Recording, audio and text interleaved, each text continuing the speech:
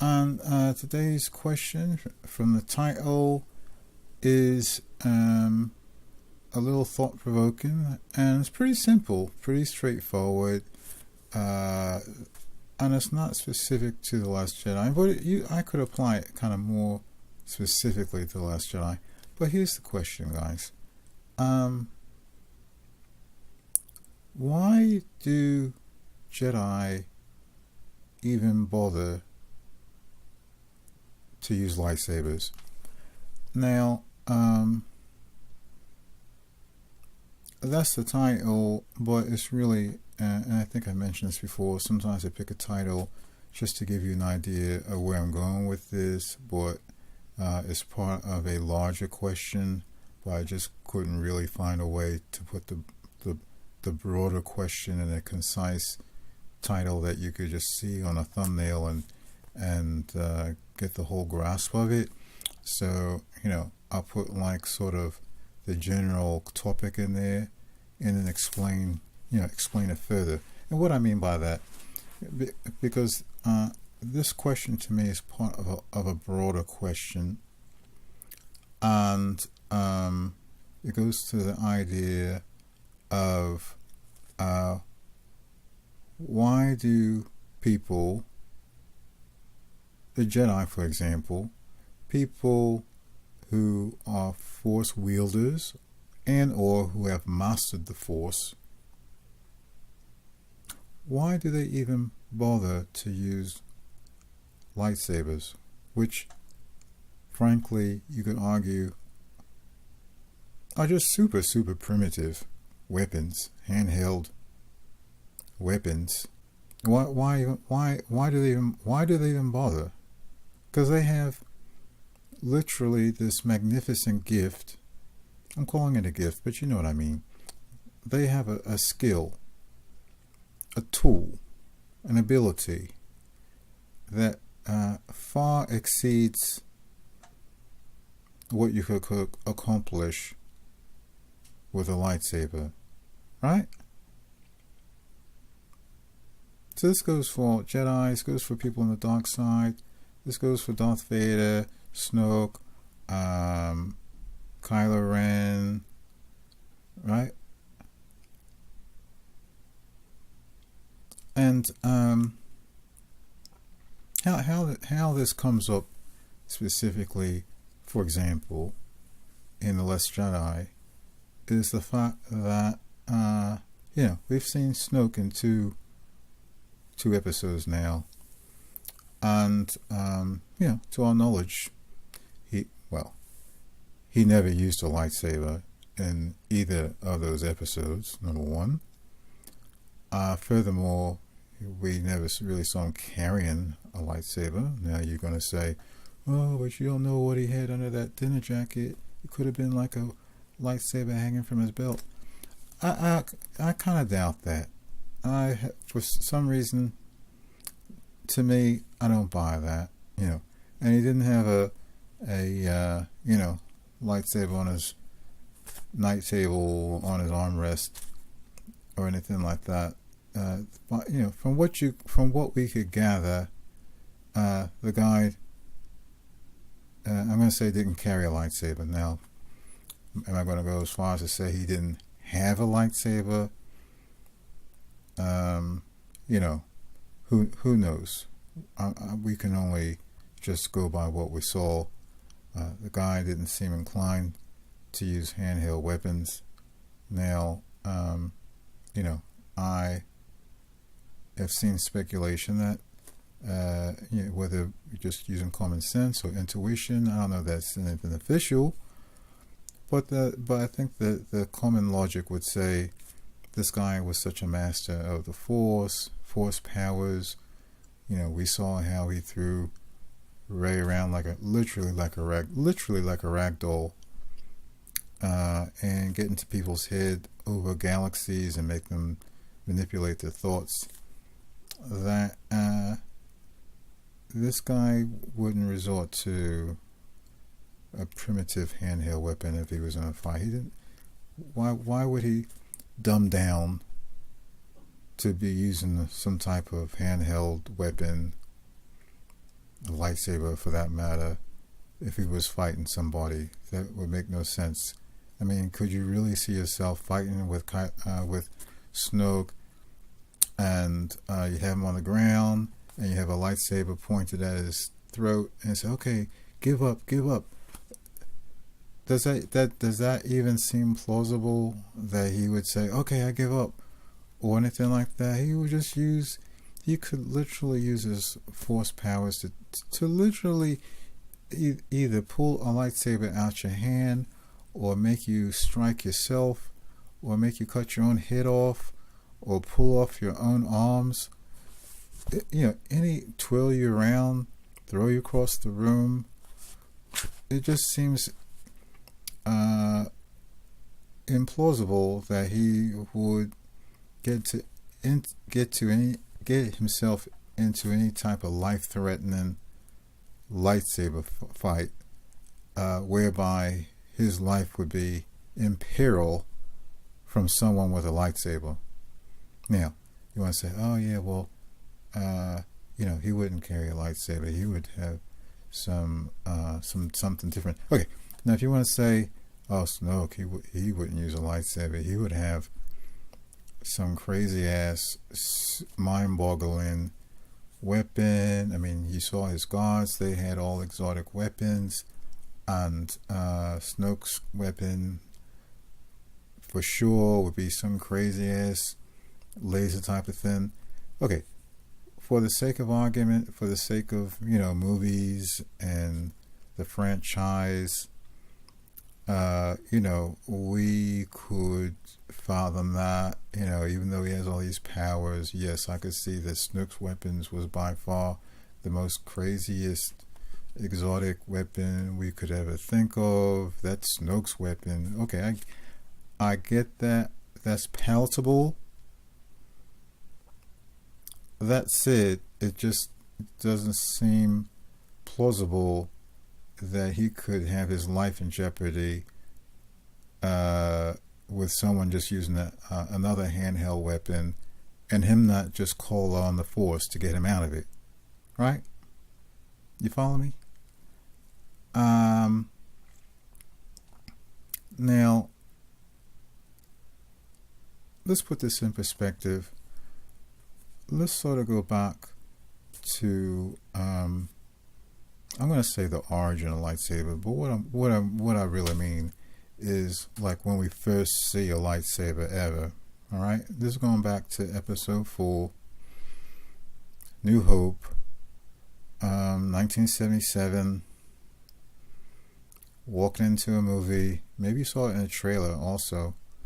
The very first time we see a lightsaber in Star Wars, that was like a mind-boggling thing. Like to see, wow, like the wow factor was through the roof when we first saw a lightsaber in one of these movies, let alone a lightsaber fight, right? To see this weapon and then like it projects out, and it was like this brightly lit line on the screen.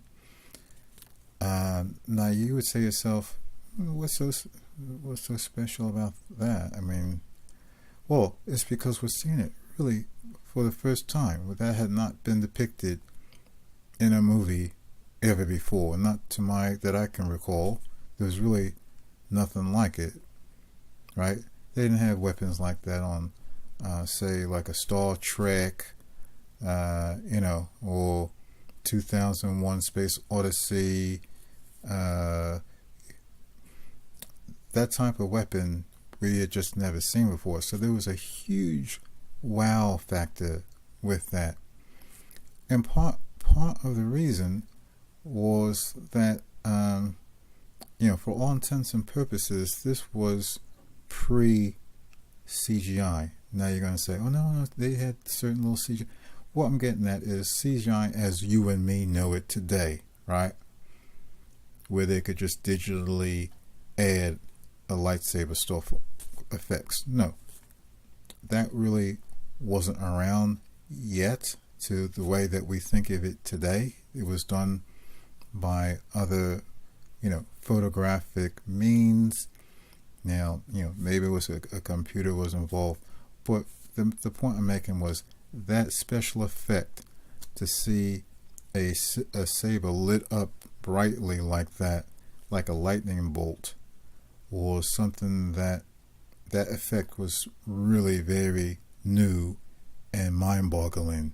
And that was part of the appeal of Star Wars at the time, was that there was all these new special effects that had never been seen before. So the whole show was like just totally captured the imagination. It was beyond anything you could ever imagine, and seeing a lightsaber was part of that mystique. Now, in 2017, 2018, we've seen this for years and years and years, and all types of iterations, and it's like nothing new.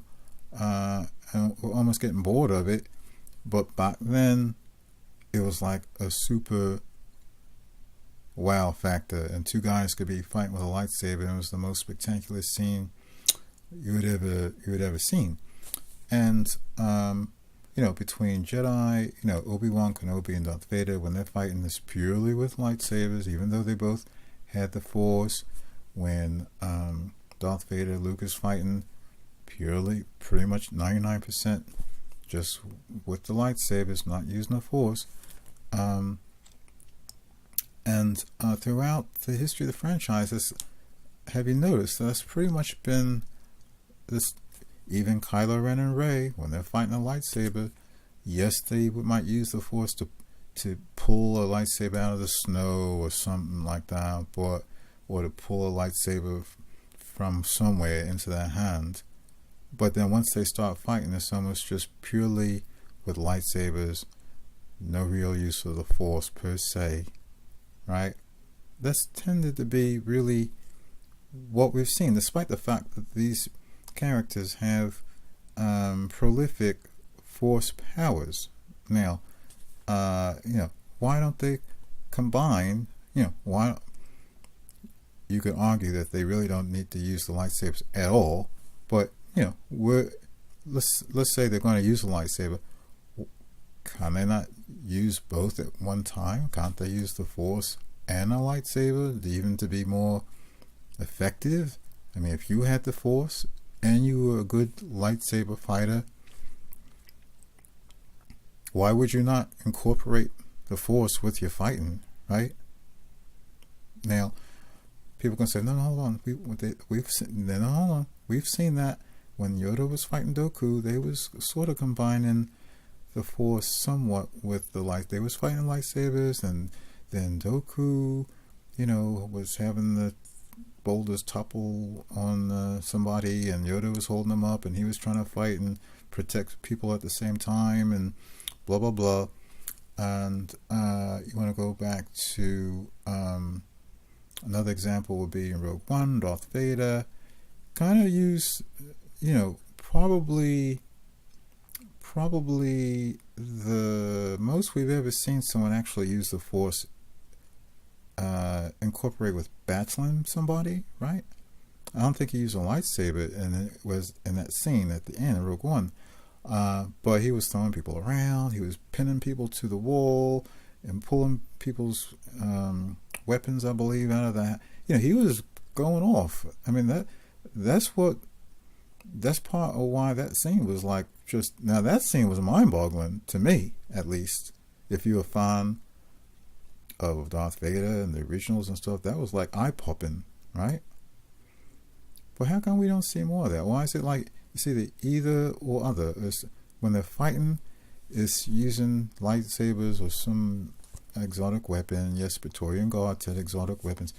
But when they're fighting, they just tend to use these primitive weapons, and they use the Force for, non-combat stuff. Almost, I don't want to say silly stuff, but nothing. How should I put this? Lifting rocks, lifting boulders, having stuff fall on other things. What else? Lifting spacecrafts out of the water. I mean, you would think, they're fighters, right? They're warriors. Fighting is part and parcel of what is part of their mission, their agenda, their calling. Why would you use the force more when you're fighting an adversary, right? It seems, using just a lightsaber just seems so primitive. I don't think we've ever seen, a pure force, a fight using just purely force against force. That would be mind-boggling, right? I mean, I couldn't even imagine how that would even work, right?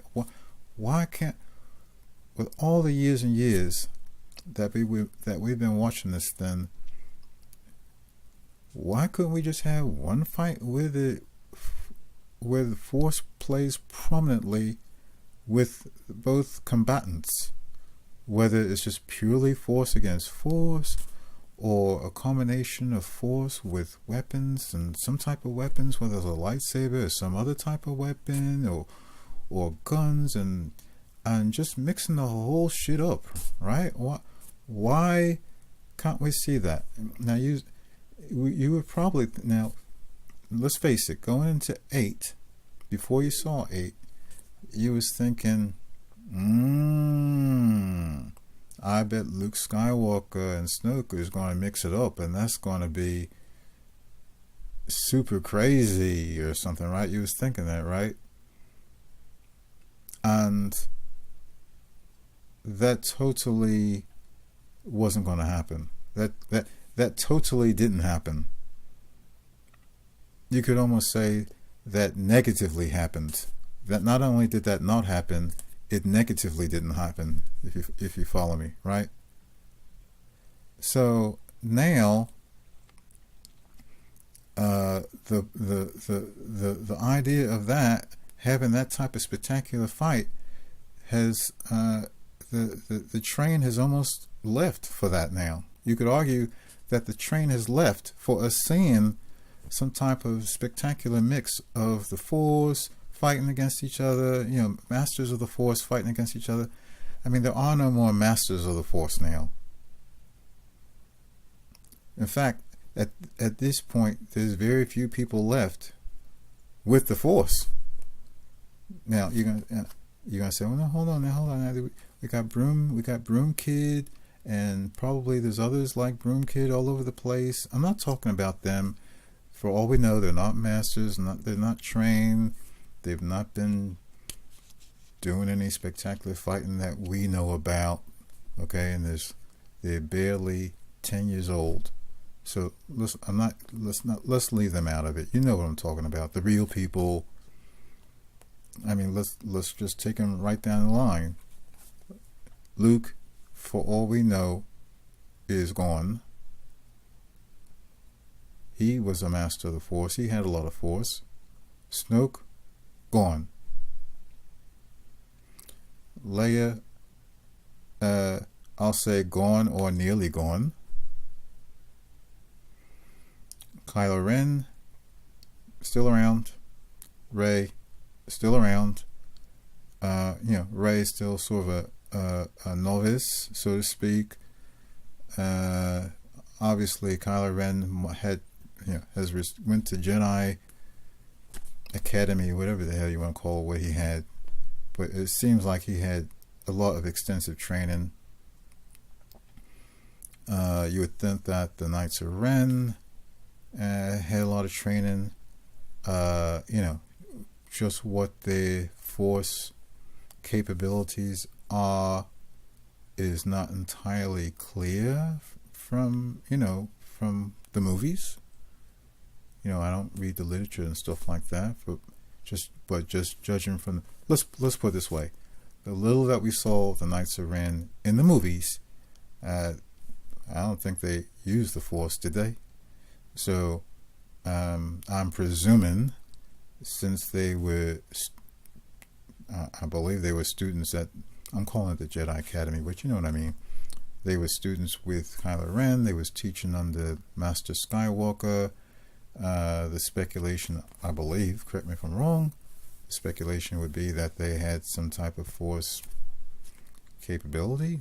Am I presuming too much? Does someone know otherwise? I mean, comment down below. Could they get into a big fight scene somehow? That's possible. I mean, I think the major players, unless they introduce someone new, which would seem kind of illogical to introduce a major Force-wielding person in the third episode of a trilogy.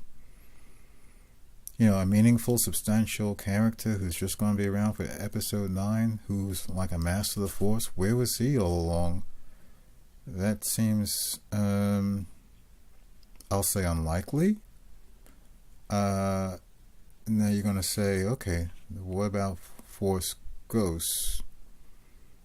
You know, are we going to see some Force ghosts or even a Force projection wielding the Force and doing spectacular things with the Force? Again, who the hell knows of that? We're now in uncharted territory, right? It's possible, but again, who could logically know that unless you write in the script, right? I mean, I would tend to think that Kylo Ren and Rey, logically, you would think they're going to mix it up. I would tend to think that we're going to see Knights of Ren, and logically, if they're going to be in it, you would think they're going to mix it up. But something on a grand scale, you know, we're at a loss to know what chess pieces we still have to have that kind of fight, right? But again, the major point here, going back to the title, is how come all these masters with the Force who can literally throw boulders and bend steel and stuff like that, why is it that they almost never use it in the course of battle, but use it for pretty mundane type of things? And when it comes to their life is at stake, where you would think that's where they would use every capability they have, they resort to what would seem to be a primitive form of combat using some handheld, hand-wielding weapon. This just seems sort of implausible and illogical, right? But again, this is nitpicking. Look, deal with it. It's the movies. We like to see the fighting and the handheld fights, but we do like to see the Force. Yeah, but can't you be a little more creative? Can't you? Does one exclude the other? You can't have both at the same time. In 9 movies, you couldn't figure out a way to combine both and make it spectacular and pleasing and gratifying and satisfying. Okay, so maybe I'm gonna reserve judgment, because in 9 maybe I'll come back and say, okay, problem solved. They brought all that, they did all that in 9, and now I'm going to shut up. You know, they've shut me up because they delivered the goods in 9. Okay, let's cross our fingers, right? This may be Rey's last appearance, and you know, I would fathom to think she's going to bring it. You know, like they've been building it up to bring. If Rey goes out with a whimper in 9, then she was like just a total waste of a character, right? You've been cultivating this character and building her up little by little. She got her training. She trained even though it wasn't really training, but she was studying under Luke Skywalker for a minute. And now it's time for her to break out, have her breakout fight, and, you know, bring it. I think it's time for her to bring it. If she don't bring it in 9, then she was just a waste. Then why is she even there? Why is she even there? She may well be the quote unquote last Jedi. They kind of make her to be possibly either you know, for real or metaphorically the last Jedi. Is that how the quote unquote last Jedi is going to go out? Is that how the Jedi Knights, the whole Jedi lore, the history of the Jedi is going out with a whimper? Because really it's up to Rey to finish it out right? That would be really a disservice to the whole Jedi history for Rey to sort of take up the mantle from Luke, only to do some weak ass, whimper ass, finale in episode 9, the end of a trilogy. That would be, I'm going to say unforgivable. I'm going to go out and say that would be unforgivable. So give me your thoughts on that, guys. That's pretty much it for today. This is more of a thought-provoking question, not really a argument like type stuff that I do with facts and figures and research and stuff like that. But this is just a question that was sort of bothering me for a while, and then I was getting to think about Snoke and why he didn't have a lightsaber, and it just got me thinking about, why would he need a lightsaber? In fact, how come we saw how he kind of fights? How come more people don't fight like that? Why don't they just fight like that all the time? Why even use lightsabers? So that's my thought on that. I hope you enjoyed today's program. Please subscribe to get the rest of the program. Got more questions. I got a whole list of questions we're going to be taking on little by little as part of this package. I hope you enjoy everything so far. If you like today's commentary, hit that like button, and I will see you next time. Bye bye.